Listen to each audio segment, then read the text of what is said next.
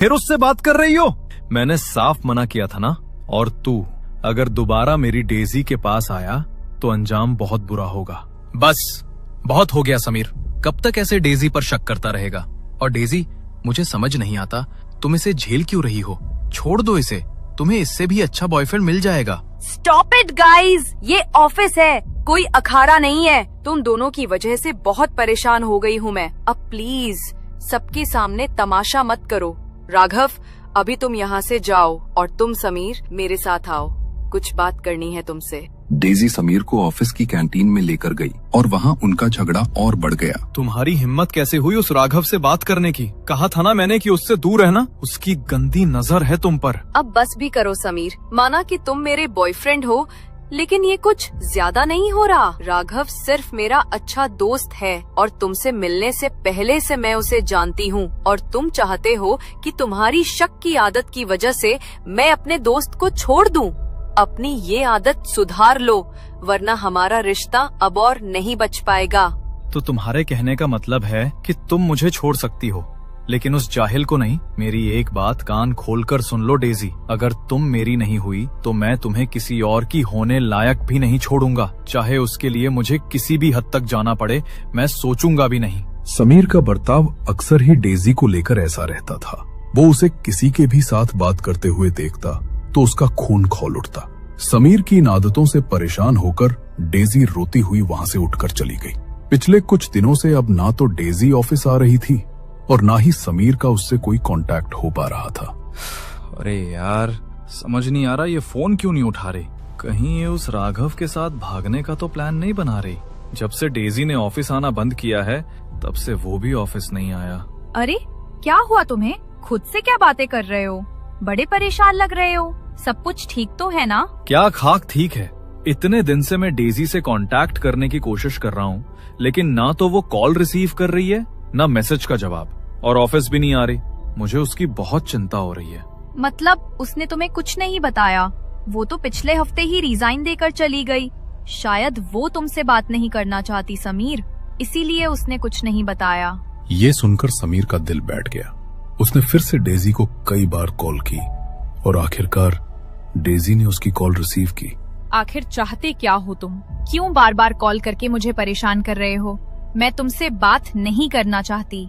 आज के बाद मुझे कांटेक्ट करने की कोई जरूरत नहीं है। मेरा दिमाग खराब मत करो डेजी।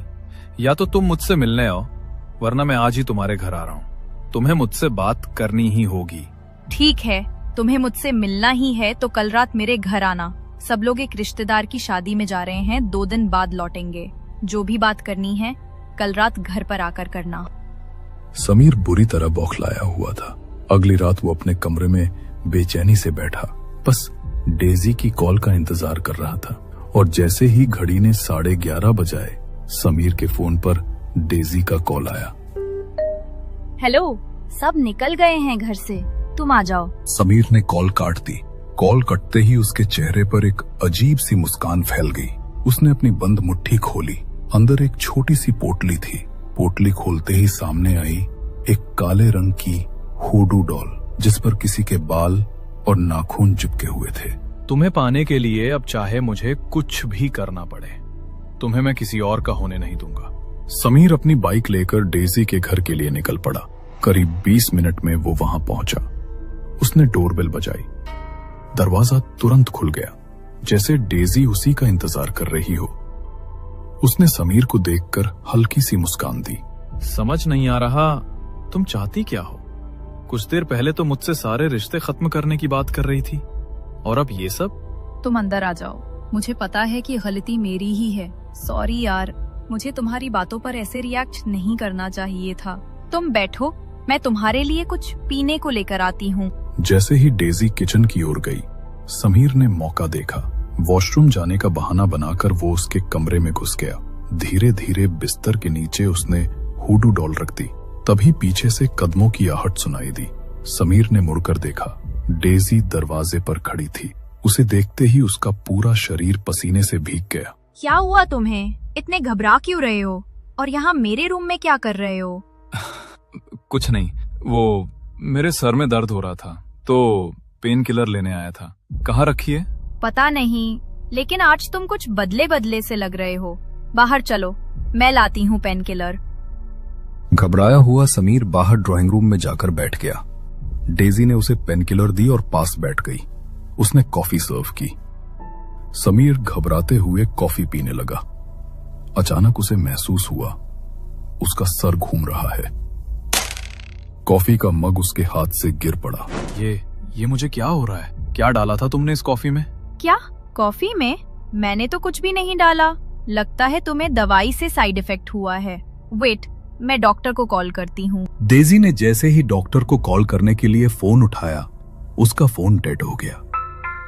उसी वक्त घर की डोरबेल बजी, लेकिन दरवाजा खुलता उससे पहले ही पूरा घर अंधेरे में डूब गया। समीर बेहोश होकर डेजी के ऊपर गिर पड़ा। डर के मारे डेजी जोर से चीख उठी। उसकी चीख के बाद सब कुछ बिल्कुल शांत हो गया। अचानक कदमों की आहट सुनाई दी। किसी ने समीर को पकड़कर घसीटा और उसे अंधेरे में ले गया। समीर बेहोशी में था, लेकिन उसके कानों में एक अजीब सी आवाज गूंज रही थी, जैसे कोई अनजान भाषा में शैतानी मंत्र पढ़ रहा हो। उस आवाज से समीर की आंखें खुलीं। उसने चारों ओर देखा। पूरा कमरा गहरे अंधेरे से ढका था। तभी सामने एक अजीब सा शैतानी लिबास पहने कोई उठा। अंधेरे में अचानक एक रोशनी चमकी।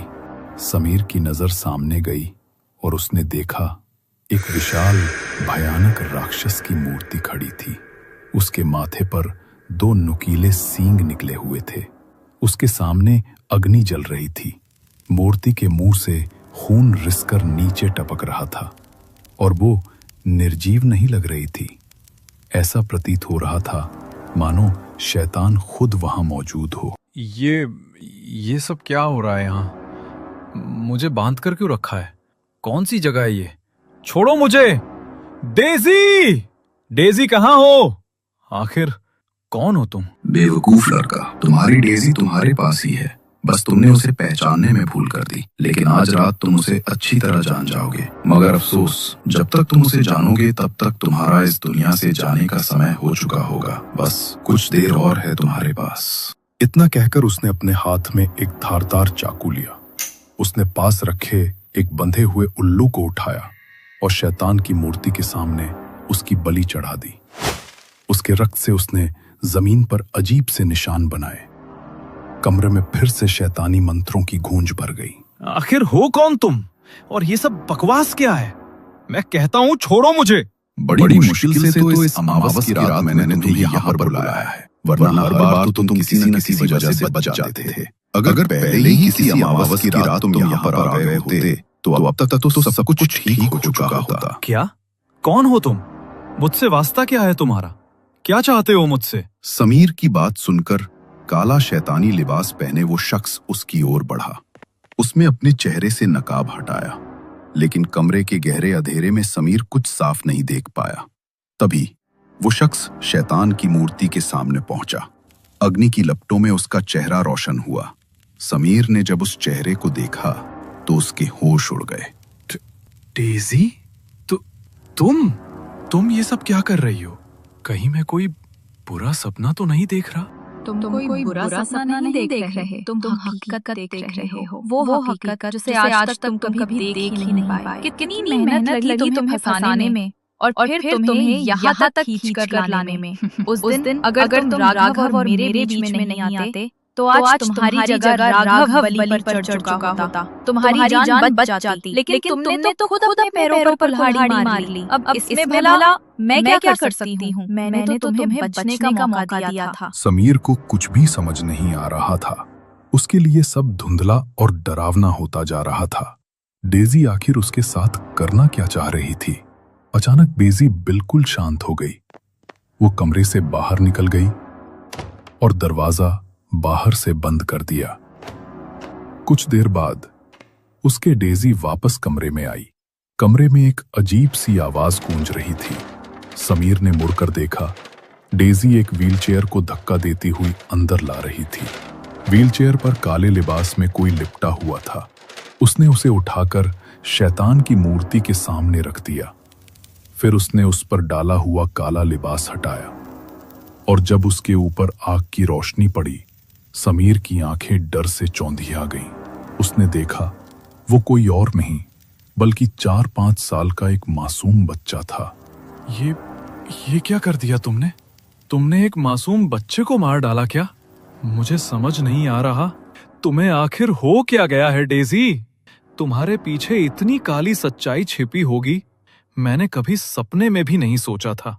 काली सच्चाई की बात मत करो समीर, अच्छी तरह जानती हूँ तुमने मुझे अपने वश में करने के लिए क्या किया, लेकिन शायद तुम जानते नहीं, पहले दिन से तुम्हें अपने वश में करने के लिए न जाने मैंने क्या क्या किया है। आखिर चाहती क्या हो तुम मुझसे? वो तो तुम्हें अभी समझ आ जाएगा। हे मेरे शैतान देवता, मेरी बलि को स्वीकार करो। बस करो डेजी, छोड़ो मुझे। डेजी की आंखों में अब शैतान उतर चुका था। वो समीर की ओर बढ़ी।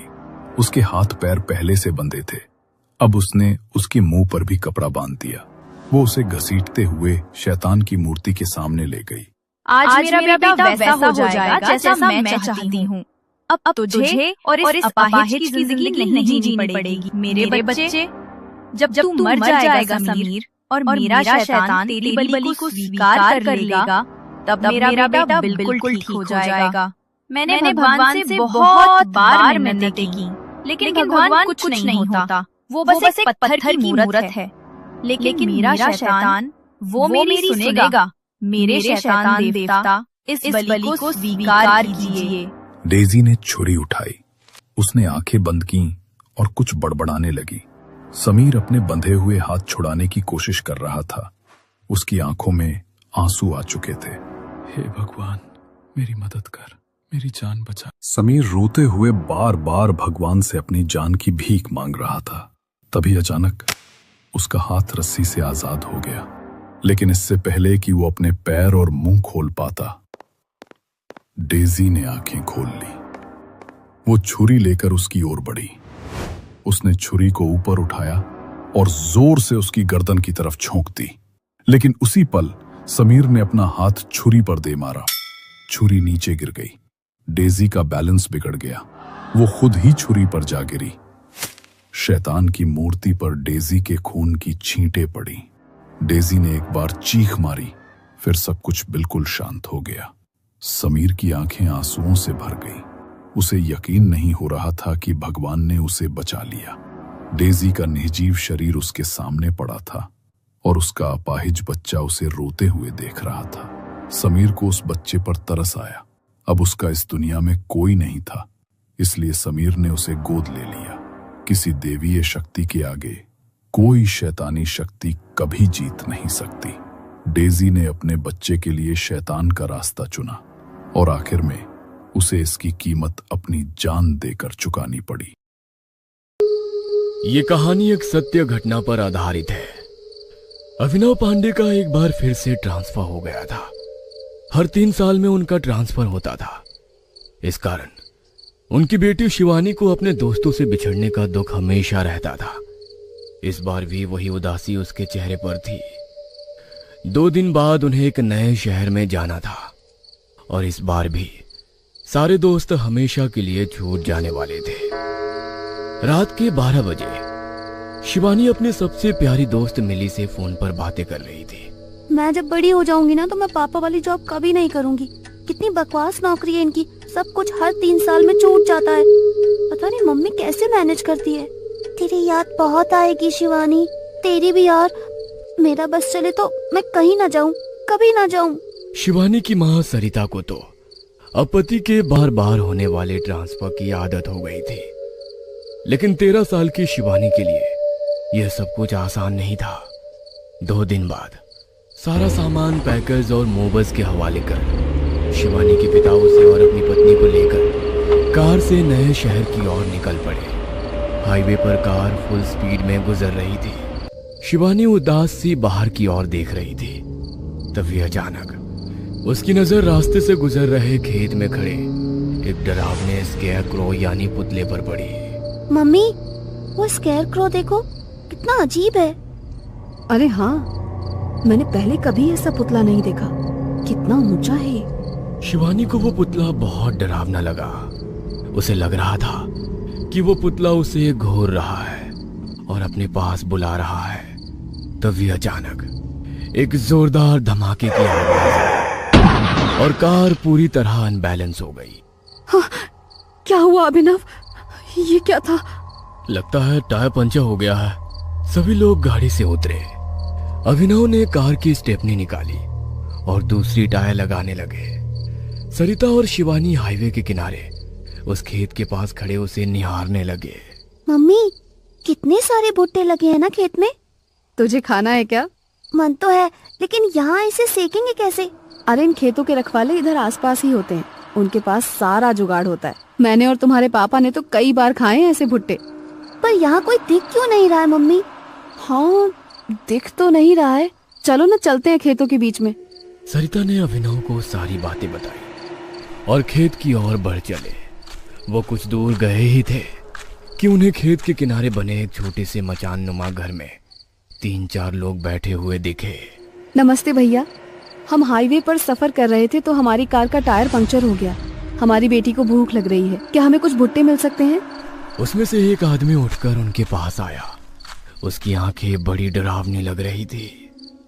उसने दोनों को घूरते हुए कहा, हाँ हाँ, क्यों नहीं, आप लोग बैठिए, हम भुट्टे सेक देते हैं। शिवानी और सरिता दोनों डर तो गए थे, लेकिन फिर भी वे वहीं बैठ गए। उस आदमी ने भुट्टे सेकने शुरू किए और कुछ देर बाद गर्मा गर्म भुट्टे लाकर शिवानी को दिए। Thank you uncle. शिवानी ने एक भुट्टा उठाया और खाने लगी। तभी उसे लगा कि उसके पेट में अजीब सा कुछ हो रहा है। उसने तुरंत भुट्टा खाना छोड़ दिया और सरिता के पास जाकर बोली, मम्मी, मेरा पेट दर्द हो रहा है। सरिता ने उसकी ओर देखा। अचानक से शिवानी की आंखें लाल लाल होने लगी, एकदम खून की तरह लाल। शिवानी, शिवानी तेरी आंखों को क्या हो रहा है? पता नहीं मम्मी, पर आंखों में बहुत जलन हो रही है। चल चल बेटा, यहाँ से चल, पापा के पास चलते हैं। तभी वही आदमी जिसने भुट्टे दिए थे हंसते हुए उसके पास आया। उसके चेहरे पर बहुत ही रहस्यमयी मुस्कान थी। उसी मुस्कान के साथ उसने कहा, कहाँ जाना है? अब तो आप लोग हमारे मेहमान बन चुके हैं, यहाँ से कोई नहीं जा सकता। सरिता ने उस आदमी को घूरते हुए देखा और कहा, कहीं नहीं जा सकता? क्या मतलब कहीं नहीं जा सकता? ये क्या कह रहे हो?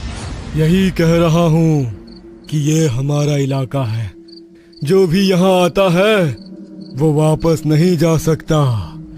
ये कहकर वो सरिता का हाथ पकड़ने लगा। सरिता ने उसका हाथ झटकते हुए कहा, आप पागल हो गए हैं क्या? हमें जाने दीजिए। अब तो बहुत देर हो चुकी है। तभी शिवानी ने देखा कि बाकी लोग भी उनकी ओर बढ़ रहे हैं। मम्मी, मम्मी भागो यहाँ से, ये लोग मुझे ठीक नहीं लग रहे। मम्मी, मम्मी भागो यहाँ से। सरिता ने शिवानी की बात सुनी और उसका हाथ पकड़कर वहां से भागने लगी। वह भागती रही। वे सभी लोग भी उसके पीछे भागने लगे। शिवानी बहुत देर तक खेतों के बीच भागती रही, लेकिन फिर भी वह सड़क किनारे अपने पति के पास नहीं पहुंच पाई। कुछ देर पहले तो उसे यहाँ आने में बहुत थोड़ा ही वक्त लगा था, फिर अब यहाँ से निकलने में इतना वक्त क्यों लग रहा है, ये बात उसे समझ नहीं आ रही थी। काफी देर तक भागने के बाद वो इतना थक गए कि उनका गला पूरी तरह सूख गया। मम्मी, मम्मी प्यास लग रही है। ये कहकर शिवानी जमीन पर गिर पड़ी। सरिता उसे उठाने के लिए आगे बढ़ी, लेकिन जैसे ही वो आगे बढ़ी उसने देखा कि वो तो उसी जगह पर है जहां से उसने भागना शुरू किया था। वो आसपास घूर घूर कर देख ही रही थी।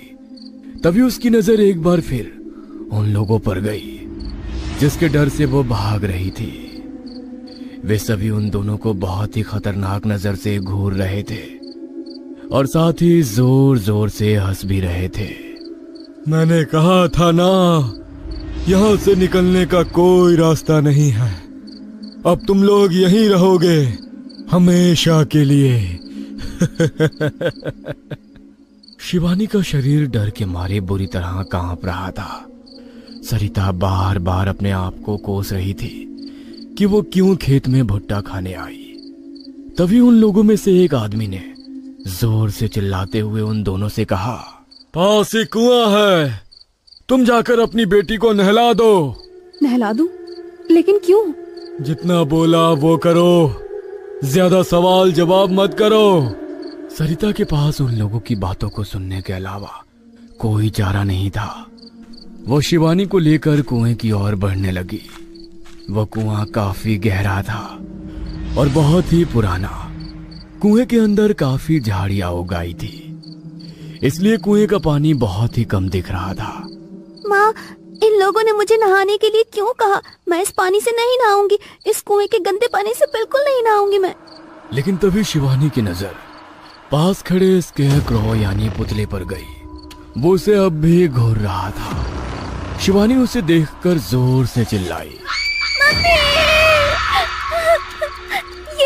ये देखो, ये स्केयरक्रो यहाँ कहाँ से आ गया? ये वहाँ खेत में था, फिर ये यहाँ कुएं के पास। स्केयरक्रो? कहाँ है स्केयरक्रो?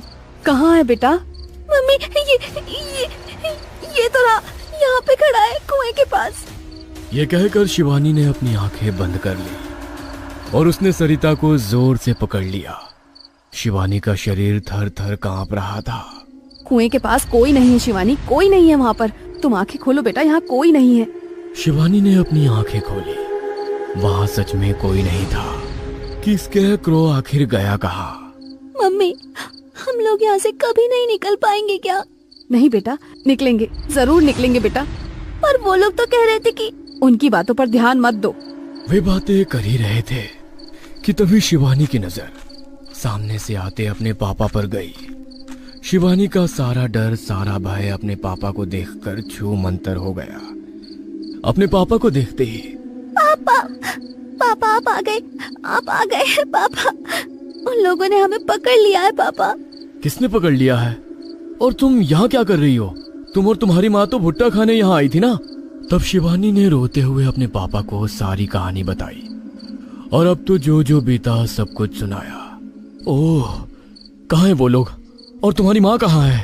पापा, मम्मी तो यही है, यही तो खड़ी है मेरे पास। कहाँ शिवानी? कहाँ है मम्मी? यहाँ तो सिर्फ तुम हो अकेली। पापा, ये आप क्या कह रहे हैं पापा? ये तो रही मम्मी मेरे पास। ये कहकर शिवानी ने अपनी माँ की ओर अपनी उंगलियों से इशारा किया, लेकिन उसकी माँ तो वहां थी ही नहीं। शिवानी की आंखों में आंसू थे और उसका दिल डर से जोर जोर से धड़क रहा था। उसने फिर से अपने पिता को समझाने की कोशिश की, लेकिन अभिनव की आंखों में सिर्फ खालीपन था। शिवानी को अचानक महसूस हुआ कि कुछ अजीब हो रहा है। उसने अपने चारों ओर देखा। उसने देखा कि वे खेत फिर से बदल गए थे और वे लोग जिनसे भाग रहे थे वो अब भी उन्हें घूर रहे थे। पापा प्लीज, हमें यहाँ से निकलना होगा। देखो इन लोगों को, ये कैसे घूर रहे हैं हमें। शिवानी, सब ठीक है, तुम बस मेरे साथ रहो, कुछ नहीं हुआ है, तुम बस डर गई हो। शिवानी को लग रहा था कि उसके पिता भी अब उन लोगों के प्रभाव में आ गए थे। उसने अपने पिता का हाथ पकड़ा और उन्हें वहां से खींचने की कोशिश की, लेकिन अभिनव ने उसे अपनी जगह पर खींच लिया। शिवानी, तुम यहां से कहीं नहीं जा सकती। शिवानी के दिल में अब और डर भर गया। उसने अपने पिता की आंखों में देखा। उनकी आंखें भी अब खून की तरह लाल हो गई थी। शिवानी ने अपने चारों ओर देखा। वे लोग एक बार फिर से धीरे धीरे उनकी ओर बढ़ रहे थे। नहीं, प्लीज हमें छोड़ दो, प्लीज हमें जाने दो प्लीज। लेकिन वे लोग बस हंस रहे थे। तभी अचानक एक तेज हवा का झोंका आया और शिवानी को लगा कि उसका शरीर हवा में उठ रहा है। शिवानी अब हवा में तैर रही थी और वे लोग नीचे से उसे घूर रहे थे। शिवानी जोर से चिल्लाई, लेकिन उसकी आवाज अब धीरे धीरे खामोश होने लगी थी। उसने अपनी आंखें बंद कर ली और प्रार्थना करने लगी। तभी अचानक उसने महसूस किया कि वो जमीन पर गिर रही है। उसने अपनी आंखें खोली और देखा कि वो अब भी उसी खेत में थी, लेकिन इस बार वहां कोई नहीं था, ना वे लोग, ना उसका पिता, ना उसकी माँ। शिवानी अकेली थी और उसे समझ नहीं आ रहा था कि ये सब क्या हो रहा था। उसने अपने चारों ओर नजर दौड़ाई। वो पुतला अब भी वहीं खड़ा था और उसे घूर रहा था। शिवानी ने हिम्मत जुटाई और उस पुतले के पास गई। तुम कौन हो और ये सब क्या हो रहा है? मेरे मम्मी पापा कहाँ है? वो सारे लोग कहाँ गए? पुतला उसकी ओर देखने लगा और फिर धीरे धीरे हंसने लगा। उसकी हंसी ने शिवानी के रोंगटे खड़े कर दिए। उसने पीछे हटने की कोशिश की, लेकिन उसके पैर मानो जमीन में धंस गए थे। तुम कभी यहाँ से नहीं जा सकोगे। ये जगह अब तुम्हारी कब्रगाह है। शिवानी की आंखों में आंसू थे और दिल में खौफ। उसने फिर से अपने चारों ओर देखा। सब कुछ धीरे धीरे गायब हो रहा था।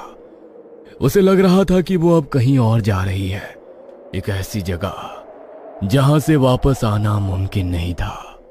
और फिर सब कुछ अंधेरा हो गया।